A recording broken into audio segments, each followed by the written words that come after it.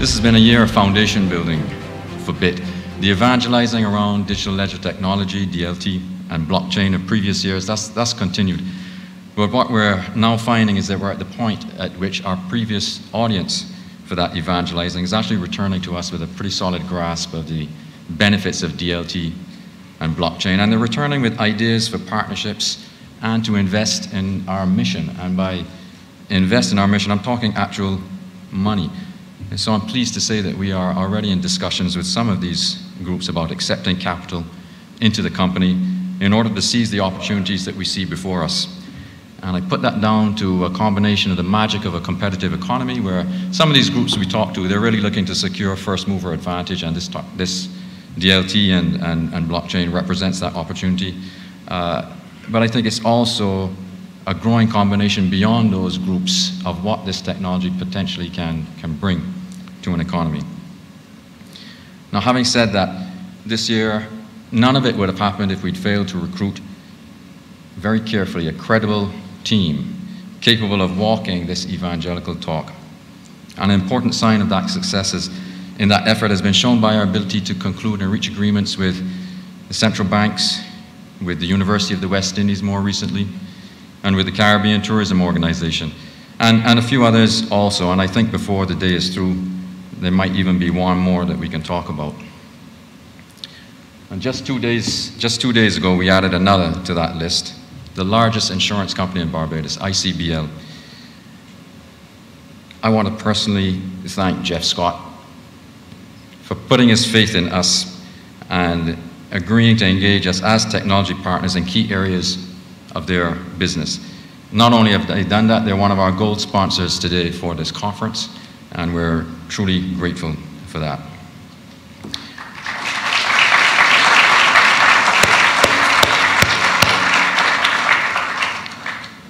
Now, this past year, we also launched the digital wallet app. That's called M-Money. It's an app that uses biometric and machine learning onboarding technology to satisfy anti-money laundering, KYC, know your customer, and counterterrorism financing regulations that apply to financial institutions. Now, that is the highest bar that we can adhere to. Those tech innovations alone are a standalone product. However, inside the wallet, they're probably superior from a regulatory perspective to anything else being used in this region at the moment for onboarding. And beyond that, what we sought to do is engage third parties like KPMG to carry out annual reviews on our onboarding process to ensure that we're actually walking this talk that we're saying to people like you. And in this way, we're looking to protect our users of our products beyond what's set down in law and even beyond what's set down in regulatory guidelines.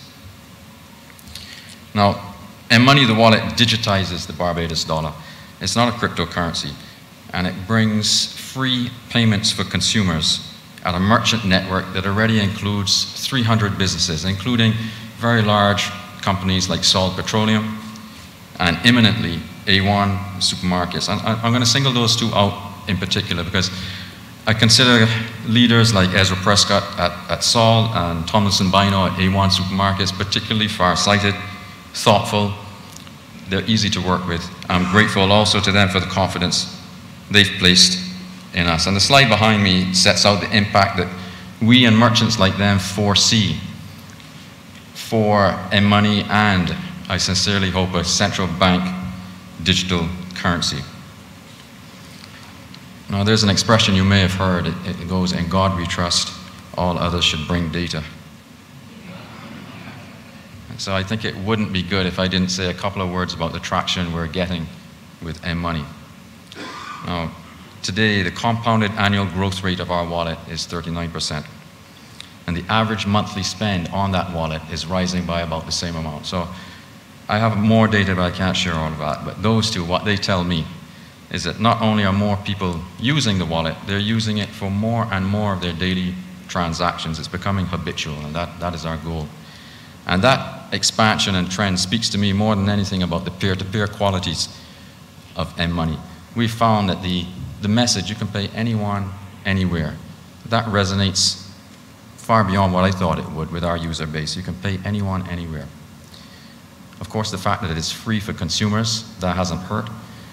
Not only is it free to consumers, it's also the cheapest way for merchants to process payments in Barbados, and to my knowledge in this region also. So they also have taken it up with some gusto. And I think a final point that's important is, as a software specialist, we're able to iterate our updates 5 to 10 times faster than a non-specialist company. It's one of the reasons we can reach agreements with companies like ICBL. They recognize that this is better to ask a third party, reach a partnership with them to run this type of service and to help them. You may have seen, I'm not sure, I haven't seen it myself, but today for anyone who has not used the wallet, I can say that last week we released an update. It includes biometric security, facial recognition, and fingerprint security. And if you're quick, the next 250 downloads today come with a $5 credit, so you can try it at any of the merchants. If you're feeling charitable, you can send it to your neighbor, and so on. Now, the name of this conference is not M-Money, but by demonstrating market acceptance of a digital wallet, what I'm seeking to show to central banks, to regulators, to the government, and very importantly to commercial banks, and I'm going to say this right now, I have it further down in the speech, but we have a mixed reaction from commercial banks. Some of them are sympathetic, they're present for the most part here, some of them don't know what to make of us, and some of them are hostile, but I'll come on to them. But to all of those groups, we're seeking to demonstrate what we, hundreds of merchants and now thousands of users, know already, and that is that digital currency is ready to be used as a complement to existing payment methods, both in Barbados and across the region. Now, later today, economist Dr. Jack Meaning will present research he and a Bank of England team undertook that speaks to how central bank digital currency might be implemented into a monetary system, which parameters to be particularly careful of, and perhaps more than anything, how to make sure that the impact on credit creation is managed carefully. I consider it insightful and pragmatic work that can even serve as a template in the discussions for some central banks. I think we're really fortunate to have him here. He hasn't drunk the Kool-Aid. He's an independent third-party voice, and I do hope that everyone stays to hear him out. It's a great paper, trust me. Now, lowering costs throughout the economy and at the same time removing the obstacles to growth, those are the key benefits of a central bank digital currency. Now, the slide behind me speaks to this and reflects the motivation in some part that led to our memoranda of understanding with the Eastern Caribbean Central Bank back in March, and more recently with the Central Bank of Curaçao and St. Martin, and that was just last month. And we're also participating in the Bahamian expression of interest process to supply, and I quote, blockchain or other robust technology solutions for a central bank issued digital currency system. You know, I've been here 11 months. It is so encouraging to see this level of commitment in the region to exploring the possibilities around digital currency. You know, we've worked very hard to build up our internal expertise, but also our partner network to be able to help central banks carry out pilots so they can just have the data upon which to make a sensible policy decision. We're not saying you should go all in right now. We are saying get the data, see if it works in your context, and depending on the results, go forward or don't go forward. So on that count, in an effort to build out our partners, you know, we signed an MOU just this morning with IBIS Management Associates, a leading provider of central and commercial banking software throughout the Caribbean. Some of the banks who are here use their software. They're pretty well known. And the IBIS team have joined us as a technology partner specifically for these efforts. And I, for one, look forward very much to working with them.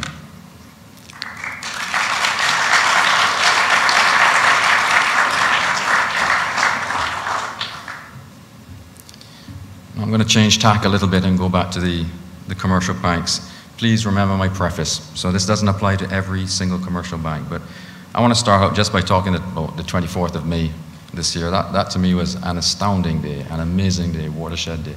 And I think for many people here, they probably feel the same. I'm sure the Prime Minister does. I understand she won an election that night. But I'm not talking about that. You know, 7:52 p.m. that night, I came out of the shower, You may be wondering where I'm going with this, but bear with me. Turned on the CBC television nightly news. There was a CEO of a bank in Barbados referring to the M-Money digital wallet as a potential danger to the financial system. Well, I thought my hearing was going, but we do know he said what he said because we have the transcripts. You can't be too careful these days. And I think it's worth saying that the CEO's bank has 10.2 billion US dollars of assets on its balance sheet. Commercial banks altogether in this country control 53% of the assets in our financial system. And you know, when I was preparing these remarks, I had a look last week at Bitt's balance sheet. You know what? It controls a bit less than that. So, although bankers are, of course, experts on financial crises, that's a loaded statement, but I'm sure the CEO did not mean what he said. You know, and I can say that because a few weeks ago, I was at a Caribbean Premier League cricket match, and he's hailing me up from a distance like nothing had happened. You know, and I think potential destroyers of financial systems are generally not greeted that effusively. So his stance was really a competitive one. And I know it's a competitive one because I pitched personally to him and to his management team overseas. So I know that they saw firsthand that the M-Money wallet is a fast, cheap, and secure way to make payments. It substantially lowers the cost of doing business. And anecdotally, we've seen one bank, not the same one bank in Barbados lower its transaction fee with a merchant that we work with by over 50% to try and match our fee. Unsuccessfully, I might add. And, you know, I have a script here, but I'm actually going to go off script for a couple of minutes. I hope I don't run over. Now, there is another bank, and again, we have some banks who are tremendously sympathetic, and they see the benefit of the technology, but not all of them. So I'm going off script because this only happened last night. We have a very large potential client in this country. I've signed the contract. They haven't signed the contract yet because their bank refuses to accept any transfer of money from us to them, meaning when our merchant wants to cash out, that commercial bank has decided, you know what, we're not going to do business with them. They haven't given us a reason. We've made 3 appointments, they've canceled twice. And I got this message last night. I think this is probably worth sharing. All we're asking now is for a meeting so we can understand what their objection is. And they've said, our internal stakeholders are not supportive of the initiative at this time. We are not prepared to participate. Sorry, I will have to decline the meeting. What do you want to do? You know? I came here to make remarks as a businessman. But when I read that, I'm going to tell you I felt affronted as a Barbadian and as a consumer. It's one thing to be competitive. We don't ask anybody to give us a favor. But it's another thing to be obstructive and anti-competitive. And the line between the two is not thin. So to the bankers I've praised who are here, I hope you know who you are, and I hope nobody goes around saying, is it you, is it you? Please don't do that. But I do think there's a very mixed reaction in this country to what we're trying to do. And I hope this kind of conference, to some degree, clears the air. We're not anti-bank. I mean, Gabriel said when he stood up here that, you know, we're not natural competitors of the banks. That is true. I do understand their competitive stance, but that is true. I'm going to give you an example of that. Once before here, banks faced a quandary when it came to fintech and adopting fintech. Before they eventually collaborated on the CARIF's ABM, that is Automated Banking Machine Facility. Now that is a network that allowed a customer of one bank to withdraw cash from the machine owned by another bank. Everybody nowadays thinks it's great, but at the time it was fairly new. It took them 8 years to collaborate with that. I found that out just recently. Thank you, Ed. And I must add that, by the way, the mantra that was used at that time for that collaboration by the banks was cooperate and compete. That's all we're asking for, cooperate and compete. So history tells us that fintech is a natural ally. You know, the banks here have spent decades fortifying their incumbent position, and they've got the cost profile to prove it. And with that cost base, they are obliged to seek profits from those who can afford their fees. It's a great strategy if you look at their annual reports. It's pretty profitable. But it's not one that served the region particularly well as banks retreat from some territories. So if to drive profit, as they must do, nobody is objecting to that. But if they have to do that and they feel obliged to shutter operations in places like Anguilla, now that happened just last week, they might consider an alternative fintech-centric approach to deal with the void and the financial exclusion that they leave behind. You know, it is ironic to me that we are de-risking ourselves at a time when we object to global correspondent banks doing the same thing. Now, even as banks seek to maximize profits in the old way, I've got to tell you, and many of you probably know this, it is already possible to buy financial products in the Caribbean far cheaper from non-regional providers than from the incumbent banks themselves. And that trend is going to rise. That's something new. That is the real threat to commercial banks here. It's not fintech. So why is that global encroachment on our banks actually happening? Well, in the US, the European Union and Asia, banks are moving towards a trend known as open banking. And basically, in essence, that is the sharing of bank data with third parties, mainly fintech firms, to collaboratively deliver more and better focused customer-demanded financial services.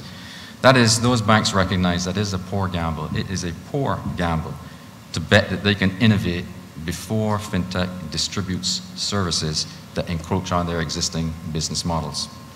It's simply better to join together to meet the breadth and depth of true market demand for financial services. Open banking allows companies, especially MSMEs of the type that has historically struggled for access to finance in our region, to build their businesses using a combination of traditional financial and specialist fintech services in ways that best match their requirements. That might mean more e-commerce tools or greater and cheaper access to a variety of loan providers and so on. Now, for individuals, open banking delivers an equally important, if not greater, goal. When we ask things in this region, like why is poverty rising? Why is the unemployment rate so persistently high?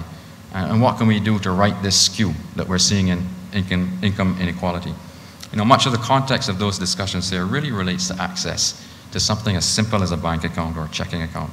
Now, most of us here may not recognize it, but our entire financial existence flows through some sort of bank account. Income, investments, taxes, payments, everything. Imagine your life without it. Yet the reality for many people who are underbanked or unbanked is that they simply don't have access to a cheap, fast, secure payment platform that proxies for a traditional bank account.